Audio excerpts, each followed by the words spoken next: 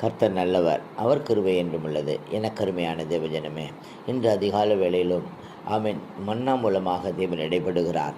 ஆமென், சோத்திரம். நீங்கள் என் நாமத்தினால் எதை கேட்பீர்களோ குமாரனின் பிதா மகிமைப்படும்படி ஆகாது அதை செய்வேன் என்கிறார்.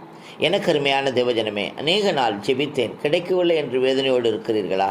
கவலைப்படாதீர்கள். கர்த்தர் உங்களுக்கு ஆமென் சோத்திரம் நீங்கள் கேட்பதை பிதா மகிமைப்படும்படியாக உங்களுக்கு தருவேன் என்று சொல்லுகிறார். ஆமென். எப்படி கேட்கிற முறைதான் நம்ம தவறாயிருக்கிறோம். எனக்கருமையான தேவஜனமே, விசுவாசத்தோடு கேளுங்க, சந்தேகப்படாம கேளுங்க, ஏக சிந்தையோட கேளுங்க.